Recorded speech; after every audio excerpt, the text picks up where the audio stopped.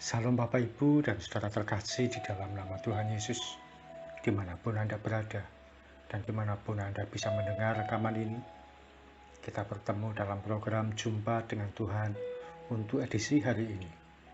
Sebagai dasar kebenaran firman Tuhan, saya akan bacakan dari Kejadian 37 ayat 9 sampai 11. Firman Tuhan mengatakan, lalu ia memimpikan pula mimpi yang lain, yang diceritakannya kepada saudara-saudaranya.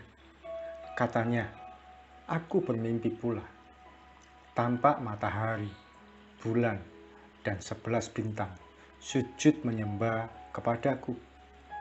Setelah hal ini diceritakannya kepada ayah dan saudara-saudaranya, maka ia ditegur oleh ayahnya. Mimpi apa mimpimu itu? Masakan aku dan ibumu serta saudara-saudaramu sujud menyembah kepadamu sampai ke tanah? Maka iri hatilah saudara-saudaranya kepadanya. Tetapi ayahnya menyimpan hal itu dalam hatinya. Yusuf mendapatkan mimpi bahwa matahari, bulan, dan bintang akan sujud menyembah kepadanya. Hal ini tentu dipandang sebagai sesuatu yang aneh, terkesan sok, dan bahkan berlebihan oleh saudara-saudaranya. Yakub pun sebagai ayahnya menegurnya. Tetapi Yakub tahu bahwa sebenarnya janji Tuhan sedang berlaku atas keturunannya. Betapa Yakub pernah mendapatkan janji Tuhan bahwa dia yang muda akan menjadi lebih utama dari yang tua. Ingat, Yakub lebih diberkati daripada Esau kakaknya. Saat itu Yusuf adalah yang lebih muda daripada saudara-saudaranya yang lain. Bahkan dia urutan nomor 11 dari antara 12 anak Yakub. Ketika Yusuf menceritakan mimpinya kepada ayahnya dan saudara-saudaranya, sebenarnya Yakub tahu bahwa janji Tuhan sedang dimulai atas keluarganya. Bukan hanya pada pribadi Yakub sendiri, tapi juga melanjutkan janji Tuhan pada Abraham dan Ishak, bahwa Tuhan akan menjadikan mereka bangsa yang besar. Tapi Yakub juga sadar tidak mudah hal itu terjadi, dan dia juga menimbang bagaimana caranya.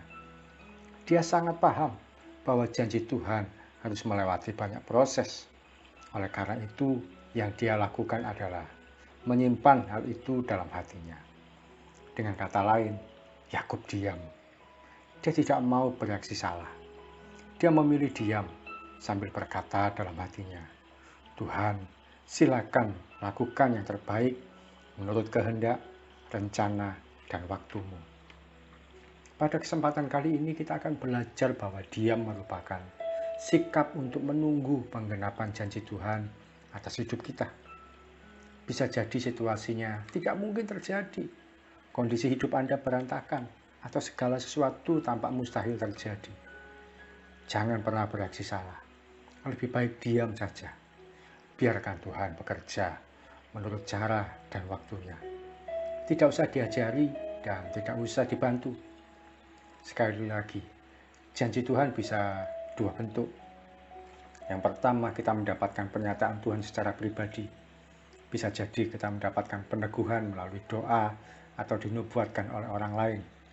Yang kedua, kita memperkatakan firman Tuhan yang tertulis. Dalam kondisi kekurangan, beranikah kita berkata, Yesus datang supaya aku mempunyai hidup dan hidup dalam kelimpahan. Ketika sakit, ucapkan janji Tuhan, oleh bilur-bilur Yesus aku sudah disembuhkan. Saat berdoa untuk keluarga yang belum mengenal Yesus sebagai juru selamat, perkatakan, aku dan seisi rumahku, keluarga besarku akan mengalami keselamatan sepenuhnya.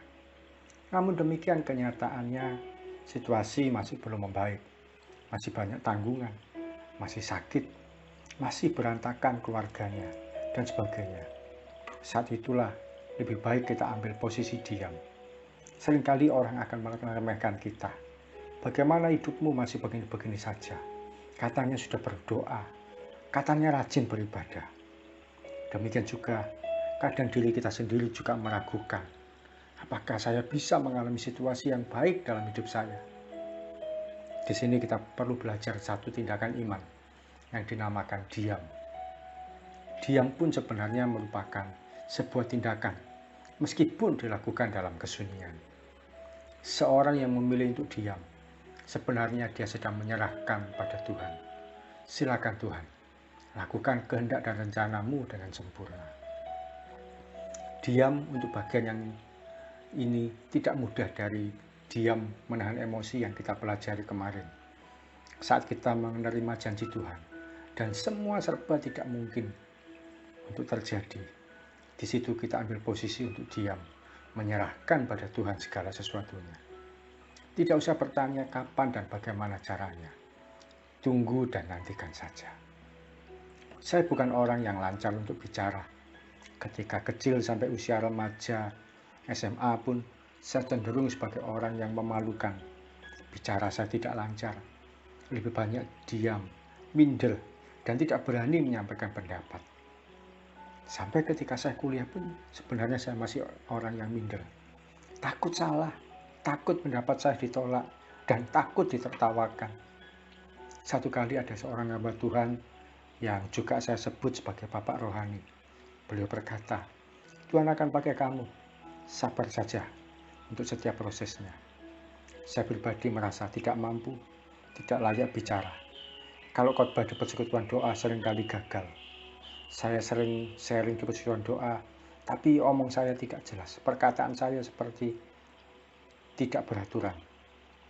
Hari ini ketika saya menengok ke belakang, betapa Tuhan itu ajaib.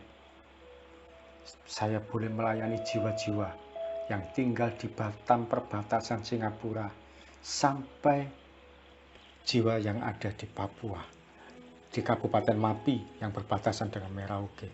Oleh kasih karunia Tuhan, Tuhan izinkan saya melayani orang-orang dimanapun, dalam berbagai kondisi, dan dalam berbagai profesi, dan dalam berbagai status. Semua karena kasih karunia Tuhan. Mari kita datang pada Tuhan. Tuhan Yesus, terima kasih untuk pembelajaran firman-Mu yang boleh kami terima hari ini. Kami mau belajar untuk diam. Diam menantikan penggenapan janji Tuhan dinyatakan atas hidup kami. Diam menantikan proses Tuhan bekerja atas hidup kami secara pribadi. Sampai akhirnya Tuhan pulihkan hidup kami dan keluarga kami seutuhnya. Sekalipun situasinya tidak mungkin, tapi kami percaya kepadamu bahwa Engkau sanggup melakukan keajaiban bagi hidup kami. Silakan Tuhan lakukan karya-Mu atas hidup kami. Kami percaya akan melihat rencana-Mu yang indah digenapi atas hidup kami sepenuhnya dan seutuhnya. Dalam nama Tuhan Yesus kami berdoa dan mengucap syukur. Amin. Selamat menjadi pribadi yang diam, nunggu janji Tuhan dinyatakan. Tidak usah repot-repot berbuat segala sesuatunya. Biarkan Tuhan yang bekerja atas kita. Salam dari saya, Yogi Raharjo dari Mitspa Ministry. Tetap setia sampai garis akhir. Tuhan Yesus memberkati.